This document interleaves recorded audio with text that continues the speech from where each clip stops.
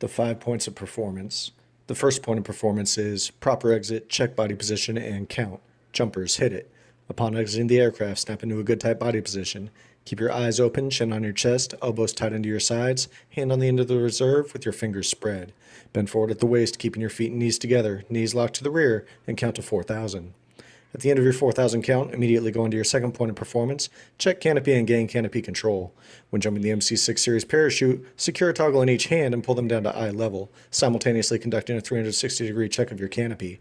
If, during your second point of performance, you find that you have twists, you must compare your rate of descent with your fellow jumpers. If you are falling faster than your fellow jumpers or you cannot compare your rate of descent with fellow jumpers, immediately activate your reserve parachute using the pull-drop method. If you are not falling faster than fellow jumpers, then reach up and grasp a set of risers in each hand. Thumbs down, knuckles to the rear. Pull the risers apart and begin a vigorous bicycling motion. When the last twist comes out, immediately check canopy and gain canopy control. Your third point of performance is keep a sharp lookout at all times and constantly compare your rate of descent. Remember the 3 rules of the air and repeat them after me. Always look before you turn. Always turn in the opposite direction to avoid collision. And the lower jumper always has the right of way. Avoid fellow jumpers all the way to the ground by maintaining a 50-foot separation and continue to compare your rate of descent with fellow jumpers.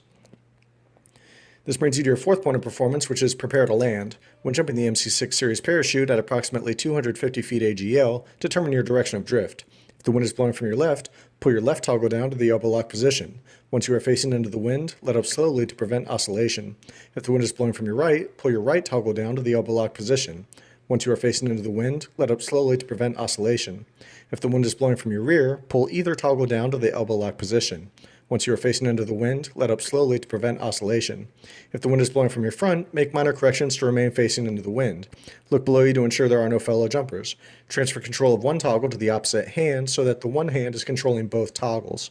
With the free hand, release all appropriate equipment tie-downs and lower your combat equipment. Now regain canopy control with both hands. Assume a proper prepare to land attitude by pulling the toggles to the appropriate brake position. After you have turned into the wind, you will assume a landing attitude by keeping your feet and knees together, knees slightly bent, elbows tied into your sides, with your head and eyes on the horizon. When the balls of your feet make contact with the ground, put your chin down to your chest and execute a proper parachute landing fall. The fifth point of performance is land. You will make a proper parachute landing fall by hitting all 5 points of contact. Touch them and repeat them after me. Balls of the feet, calf, thigh, buttocks, and pull-up muscle. You will never attempt to make a standing landing. Remain on your back and activate one of your canopy release assemblies using either the hand-to-shoulder method or the hand-assist method. To activate your canopy release assembly using the hand-to-shoulder method, reach up with either hand and grasp the corresponding safety clip. Pull out and down on the safety clip, exposing the cable loop. Insert the thumb from bottom to top through the cable loop. Turn your head in the opposite direction and pull out and down on the cable loop. To activate your canopy release assembly using the hand-assist method, reach up and grasp the corresponding safety clip. Pull out and down on the safety clip, exposing the cable loop. Insert the thumb from bottom to top through the cable loop. Reinforce that hand with the other. Turn your head in the opposite direction and pull out and down on the cable loop. If your canopy fails to deflate, activate the other canopy release assembly. Remain on your back and remove the parachute harness. The next item I will cover is recovery of equipment. Once you're out of the parachute harness, unsnap and unzip the aviator's kit bag and roll it 2/3 of the way down, or unzip and turn right side out the universal parachutist recovery bag. Place the parachute harness inside the AKB or UPRB with the smooth side facing up. Leave the waistband exposed. Secure the risers and place them under the parachute harness. Non-tactical.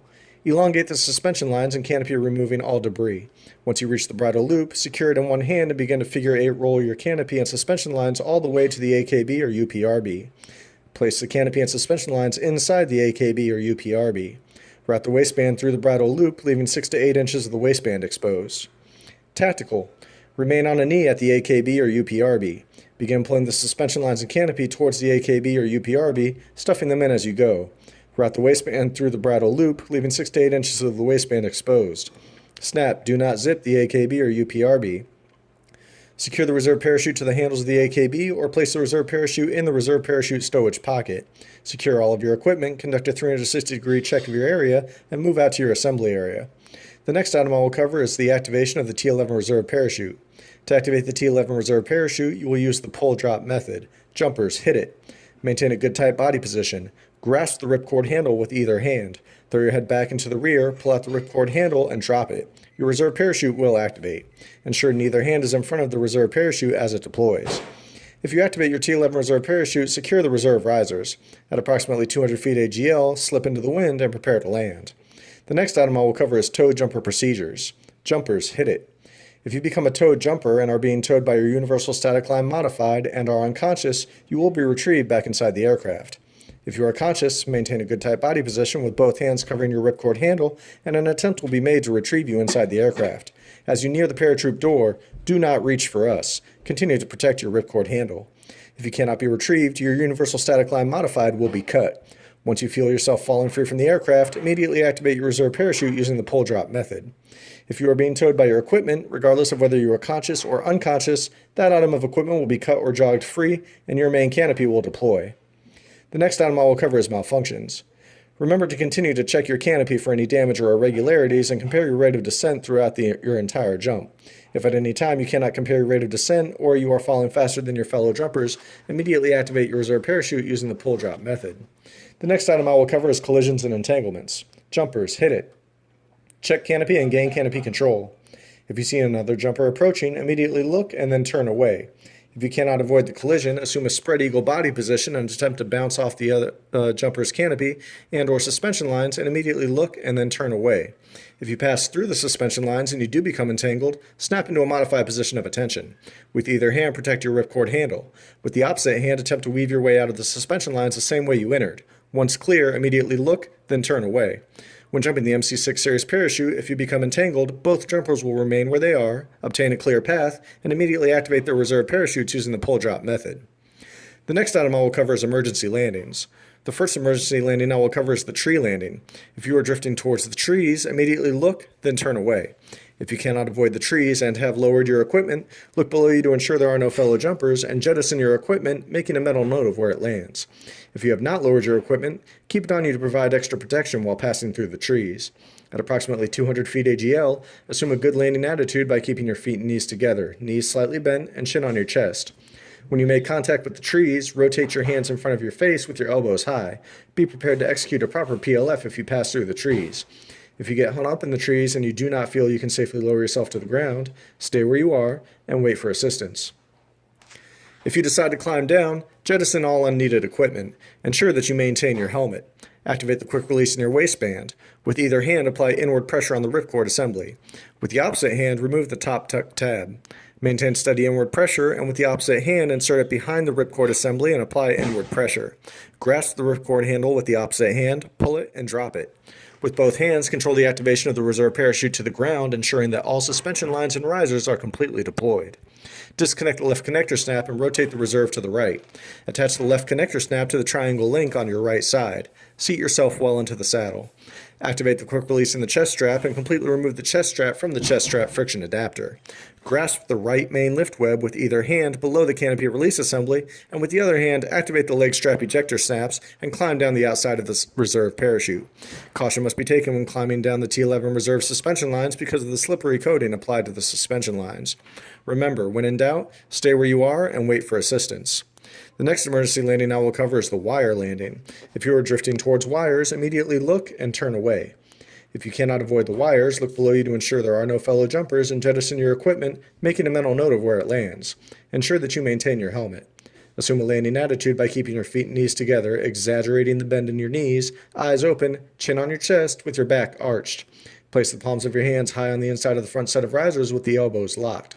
When you make contact with the wires, begin a vigorous rocking motion in an attempt to pass through the wires. Be prepared to execute a proper PLF in the event you pass through the wires. If you get hung up in the wires, do not attempt to lower yourself to the ground. Stay where you are and wait for assistance. The next emergency landing I will cover is the water landing. If you are drifting towards a body of water, immediately look, then turn away. If you cannot avoid the water, look below you to ensure there are no fellow jumpers and lower your equipment. Next, jettison your helmet, making a mental note of where it lands. Activate the quick release in the waistband. Disconnect the left connector snap and rotate the reserve parachute to the right. Seat yourself well into the saddle and activate the quick release in the chest strap and completely remove the chest strap from the chest strap friction adapter. Regain canopy control. Prior to entering the water, assume the landing attitude by keeping your feet and knees together, knees slightly bent, and place your hands on both leg strap ejector snaps. When the balls of your feet make contact with the water, activate both leg strap ejector snaps, arch your back, throw your arms above your head, and slide out of the parachute harness. Be prepared to execute a proper PLF if the water is shallow. Once in the water, activate both canopy release assemblies and swim upwind or upstream away from the canopy. If the canopy comes down on top of you, locate a seam and follow it to the skirt of the canopy. The next item I will cover is life preservers. When jumping a life preserver and you are unable to slip away from the water, activate it during your third point of performance. Lower but do not jettison combat equipment. Be prepared to execute a proper PLF if the water is shallow. Once in the water, activate both canopy release assemblies. The next item I will cover is night jumps. When conducting night jumps, be sure to give your canopy an extra look. If you have any reason to believe you are falling faster than fellow jumpers, immediately activate your reserve parachute. Maintain noise discipline and a good interval between fellow jumpers. Be prepared to conduct a PLF because you will hit the ground approximately 5 to 10 seconds before you think you will. The next item I will cover is instrument meteorological conditions. When jumping under IMC, do not lower your equipment until you have passed through the clouds. Do not turn unless you have to avoid a collision. If you have any type of malfunction or any reason to believe you are falling faster than fellow jumpers, you must immediately activate your reserve parachute using the pull drop method, because you cannot compare your rate of descent with fellow jumpers. Ensure you recheck your canopy once you pass through the clouds. The final item I will cover is parachute landing falls. We will now move to the PLF platform and conduct one satisfactory PLF in each of the 4 directions.